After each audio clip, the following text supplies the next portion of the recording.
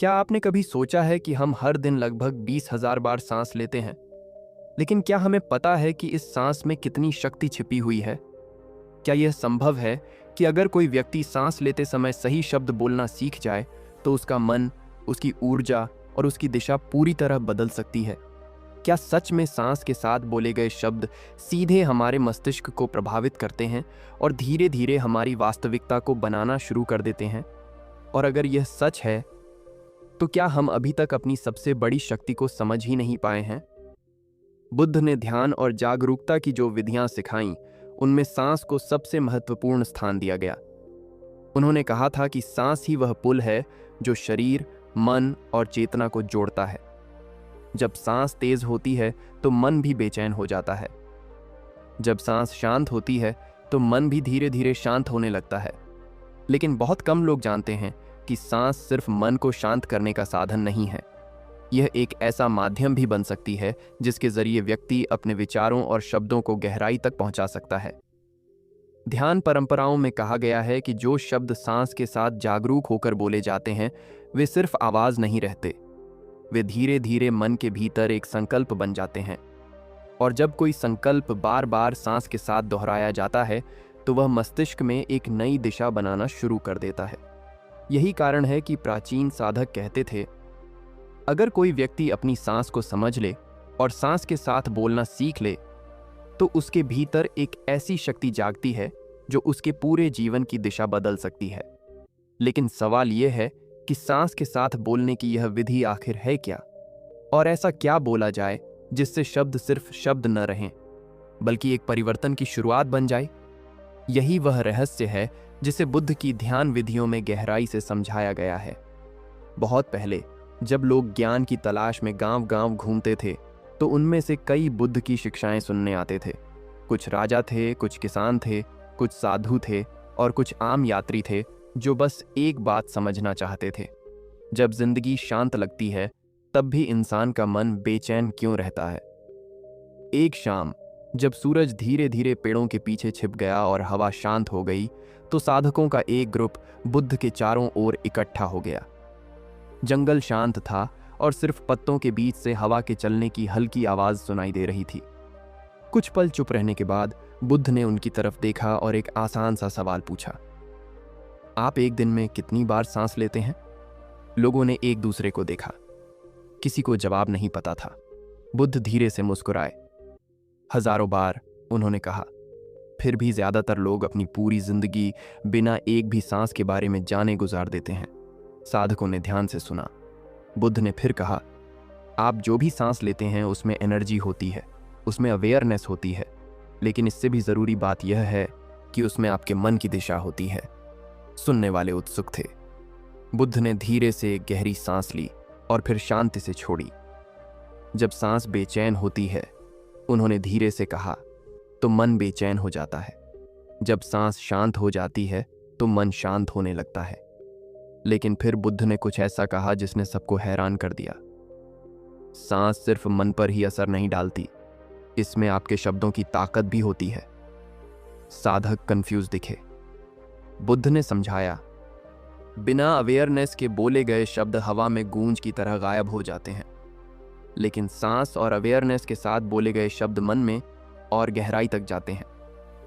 Group में बैठे एक युवा साधु ने एक सवाल उठाया, गुरुजी, सांस शब्दों को कैसे ले जा सकती है? शब्द तो सिर्फ आवाजें हैं। बुद्ध ने पानी से भरा एक छोटा कटोरा उठाया और सबके सामने रख दिया। उन्होंने उनसे ध्यान से देखने को कहा। पानी शांत था।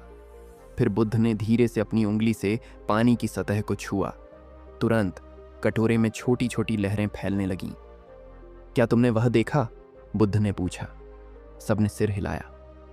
एक छोटे से स्पर्श ने, बुद्ध ने कहा, पूरी सतह पर लहरें पैदा कर दी। वह एक पल के लिए रुके और फिर बोले, मन इस पानी की तरह है। हर विचार, हर शब्द, हर सांस इसके अंदर लहरें पैदा करती हैं। सुनने वाले गहराई से ध्यान लगाने लगे। बुद्ध धीरे धीरे बोलते रहे। जब शब्द लापरवाही से बोले जाते हैं तो वे मन की सिर्फ सतह को छूते हैं, लेकिन जब शब्द सांस और जागरूकता के साथ बोले जाते हैं तो वे मन की गहरी परतों तक पहुंचते हैं। जंगल अब पूरी तरह शांत हो गया था। फिर बुद्ध ने कुछ और भी गहरी बात समझाई। इंसान का मन शब्दों की आवाज से ज्यादा सांस की लय को सुनता है। साधकों ने समझने की कोशिश की। बुद्ध ने एक पल के लिए अपनी आंखें बंद कीं और कहा, अपनी सांस पर ध्यान दो। सबने अपनी सांसों पर ध्यान देना शुरू कर दिया। कुछ सांसें तेज थीं, कुछ उथली थीं, कुछ एक जैसी नहीं थीं। फिर बुद्ध ने कहा, अब सोचो कि हर सांस के साथ तुम्हारा एक साफ इरादा भी है। उन्होंने धीरे से फिर से सांस ली। जब सांस और इरादा एक साथ चलते हैं तो मन बदलने लगता है। एक साधक ने पूछा, गुरुजी, मन कैसे बदलता है? बुद्ध ने धीरे से जवाब दिया, मन वही बन जाता है जो वह दोहराता है। साधक आगे झुक गए और ध्यान से सुनने लगे। बुद्ध ने कहा, अगर कोई इंसान हर सांस के साथ चिंता दोहराता है तो मन चिंता की जगह बन जाता है। अगर कोई इंसान हर सांस के साथ गुस्सा दोहराता है तो मन गुस्से से भर जाता है। लेकिन अगर कोई इंसान हर सांस के साथ शांति, ताकत और जागरूकता दोहराता है तो मन धीरे धीरे शांत, मजबूत और जागरूक हो जाता है। बुद्ध के बोलते ही जंगल में एक हल्की हवा चली। फिर उन्होंने कुछ ऐसा कहा जो सुनने वालों के दिलों में बस गया। सांस मन का मैसेंजर है। साधक चुप हो गए। बुद्ध ने आगे कहा, आप अपनी सांस से जो भी मैसेज जोड़ते हैं वह आपके मन में बार बार आता जाता है। फिर उन्होंने अपने पास जल रहे एक दिए की ओर इशारा किया। लौ स्थिर थी। इस लौ को देखो, बुद्ध ने कहा। लौ स्थिर रहती है क्योंकि इसके आसपास की हवा शांत होती है। लेकिन अगर हवा अस्त व्यस्त हो जाती है तो लौ टिमटिमाने लगती है। उन्होंने फिर साधकों की ओर देखा। तुम्हारा मन लौ है, तुम्हारी सांस हवा है। अगर सांस अस्त व्यस्त है तो मन अस्थिर हो जाता है, लेकिन अगर सांस स्थिर हो जाती है तो मन स्थिर हो जाता है। सुनने वाले धीरे धीरे समझने लगे। फिर बुद्ध ने कुछ ऐसा कहा जिसने उन्हें और भी हैरान कर दिया। बहुत से लोग अपने हालात बदलकर अपनी जिंदगी बदलने की कोशिश करते हैं, लेकिन समझदार लोग अपनी सांस बदलकर शुरुआत करते हैं। साधकों ने ध्यान से सुना। जब सांस बदलती है, बुद्ध ने समझाया, तो मन की रिदम भी बदल जाती है। जब मन की रिदम बदलती है तो विचारों की दिशा बदल जाती है, और जब विचार बार बार बदलते हैं तो जिंदगी खुद एक नई दिशा में चलने लगती है। बुद्ध के पास बैठे एक साधु ने एक और सवाल पूछा, गुरुजी, क्या इसका मतलब यह है कि जो शब्द हम अपनी सांस के साथ दोहराते हैं वे हमारे भविष्य को बनाते हैं? बुद्ध ने धीरे से सिर हिलाया। मन उपजाऊ मिट्टी की तरह है, उन्होंने कहा। इसमें बोया गया हर शब्द समय के साथ बढ़ता है। अगर बीज डर है तो डर बढ़ेगा, अगर बीज शक है तो शक बढ़ेगा, लेकिन अगर बीज क्लैरिटी और अवेयरनेस है तो क्लैरिटी और अवेयरनेस बढ़ेगी। साधकों को एहसास हुआ कि कुछ बहुत आसान लेकिन पावरफुल बात समझाई जा रही थी। फिर बुद्ध ने उन्हें अपनी आंखें फिर से बंद करने को कहा। धीरे धीरे सांस लो, उन्होंने कहा। बुद्ध ने एक पल के लिए अपनी आंखें बंद कीं और कहा, अपनी सांस पर ध्यान दो। सबने अपनी सांसों पर ध्यान देना शुरू किया। कुछ सांसें तेज थीं, कुछ उथली थीं, कुछ एक जैसी नहीं थीं। फिर बुद्ध ने कहा, अब सोचो कि हर सांस के साथ तुम्हारा एक साफ इरादा भी हो। उन्होंने धीरे से फिर से सांस ली। जब सांस और इरादा एक साथ चलते हैं तो मन बदलने लगता है। एक साधक ने पूछा, गुरुजी, मन कैसे बदलता है? बुद्ध ने धीरे से जवाब दिया, मन वही बन जाता है जो वह दोहराता है। साधक आगे झुक गए, ध्यान से सुन रहे थे। बुद्ध ने कहा, अगर कोई इंसान हर सांस के साथ चिंता दोहराता है तो मन चिंता की जगह बन जाता है। अगर कोई इंसान हर सांस के साथ गुस्सा दोहराता है तो मन गुस्से से भर जाता है। लेकिन अगर कोई इंसान हर सांस के साथ शांति, ताकत और जागरूकता दोहराता है तो मन धीरे धीरे शांत, मजबूत और जागरूक हो जाता है। जब बुद्ध बोल रहे थे तो जंगल में एक हल्की हवा चली। फिर उन्होंने कुछ ऐसा कहा जो सुनने वालों के दिलों में बस गया। सांस मन का संदेश वाहक है। साधक चुप थे। बुद्ध ने आगे कहा, आप अपनी सांस से जो भी संदेश जोड़ते हैं वह बार बार आपके मन से होकर गुजरता है। फिर उन्होंने अपने पास जल रहे एक दिए की ओर इशारा किया। लौ स्थिर थी। इस लौ को देखो, बुद्ध ने कहा। लौ स्थिर रहती है क्योंकि इसके आसपास की हवा शांत है, लेकिन अगर हवा अस्त व्यस्त हो जाती है तो लौ टिमटिमाने लगती है। उन्होंने फिर साधकों की ओर देखा। तुम्हारा मन लौ है, तुम्हारी सांस हवा है। अगर सांस अस्त व्यस्त है तो मन अस्थिर हो जाता है, लेकिन अगर सांस स्थिर हो जाती है तो मन भी स्थिर हो जाता है। सुनने वाले धीरे धीरे समझने लगे। फिर बुद्ध ने कुछ ऐसा कहा जिससे वे और भी हैरान हो गए।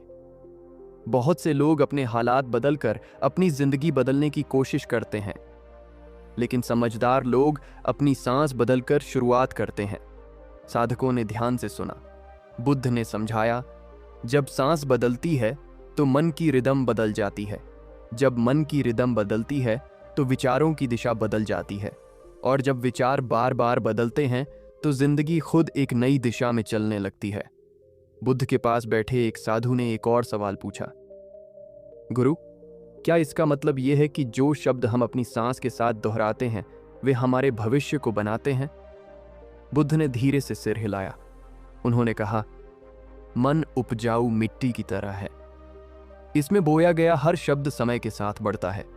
अगर बीज डर है तो डर बढ़ेगा, अगर बीज शक है तो शक बढ़ेगा, लेकिन अगर बीज क्लैरिटी और अवेयरनेस है तो क्लैरिटी और अवेयरनेस बढ़ेगी। साधकों को एहसास हुआ कि कुछ बहुत आसान लेकिन पावरफुल बात समझाई जा रही थी। फिर बुद्ध ने उन्हें अपनी आंखें फिर से बंद करने को कहा। धीरे धीरे सांस लो, उन्होंने कहा। सबने शांति से सांस ली। अब धीरे धीरे सांस छोड़ो। जंगल पहले से भी ज्यादा शांत लग रहा था। बुद्ध फिर बोले, अब ध्यान दो कि तुम्हारा मन कैसे धीमा होने लगता है। कई साधक इसे महसूस कर सकते थे। उनके मन के अंदर का शोर धीमा हो गया था। बुद्ध ने फिर कहा, इसीलिए सांस मन का दरवाजा है। वह थोड़ी देर रुके और इस दरवाजे से आए शब्द मन में और गहराई से जाते हैं। एक बड़े साधक ने पूछा, गुरु, ज्यादातर लोग इस पावर को कभी महसूस क्यों नहीं कर पाते? बुद्ध मुस्कुराए, क्योंकि वे अनजाने में सांस लेते हैं। उन्होंने ग्रुप के चारों ओर देखा। ज्यादातर लोग हर दिन हजारों शब्द बोलते हैं, लेकिन वे उन शब्दों को कभी भी जागरूकता से नहीं जोड़ते। उन्होंने धीरे से अपना हाथ अपनी छाती पर रखा। लेकिन जब कोई इंसान सांस के प्रति जागरूक हो जाता है तो हर शब्द ज्यादा शक्तिशाली हो जाता है। साधकों को अपने बीच एक शांत एहसास फैलते हुए महसूस हुआ। फिर बुद्ध ने कुछ बहुत जरूरी बात कही। आपका मन न सिर्फ यह सुनता है कि आप क्या कहते हैं, बल्कि यह भी सुनता है कि आप इसे कहते समय कैसे सांस लेते हैं। अगर सांस तेज चलती है तो मन भी तेज हो जाता है। अगर सांस शांत है तो मन शांत हो जाता है। फिर उन्होंने आसमान की ओर देखा, जहां पहले तारे दिखाई देने लगे थे। ब्रह्मांड रिदम में चलता है, बुद्ध ने धीरे से कहा। समुद्र की लहरें रिदम में चलती हैं, मौसम रिदम में चलते हैं, और आपकी सांस ही आपके जीवन की रिदम है। साधकों को ऐसा लगा जैसे कोई छिपा हुआ सच धीरे धीरे सामने आ रहा है। फिर बुद्ध ने शांत आवाज में अपनी बात खत्म की। अगर कोई इंसान होश में सांस लेना सीख जाए और होश में बोलना सीख जाए तो मन धीरे धीरे क्लैरिटी के साथ अलाइन हो जाता है, और जब मन क्लियर हो जाता है तो फैसले और भी क्लियर हो जाते हैं। जब फैसले क्लियर हो जाते हैं तो एक्शन और भी समझदारी भरे हो जाते हैं, और जब एक्शन और भी समझदारी भरे हो जाते हैं तो जिंदगी बदलने लगती है। बुद्ध के बोलने के बाद जंगल काफी देर तक चुप रहा। किसी को बोलने की जरूरत महसूस नहीं हुई, क्योंकि उस शांत पल में हर कोई कुछ बहुत आसान बात समझ गया था। हर सांस एक मौका थी, मन को शांत करने का मौका, विचारों को गाइड करने का मौका, जिंदगी को बेहतर दिशा में ले जाने का मौका। और जो लोग सच में इस सीक्रेट को समझ गए, वे इसे अपने साथ जहां भी गए ले गए। किसी मुश्किल टेक्निक की तरह नहीं, बल्कि एक आसान अवेयरनेस की तरह। एक धीमी सांस, एक क्लियर मन और शांत इरादे से बोले गए शब्द।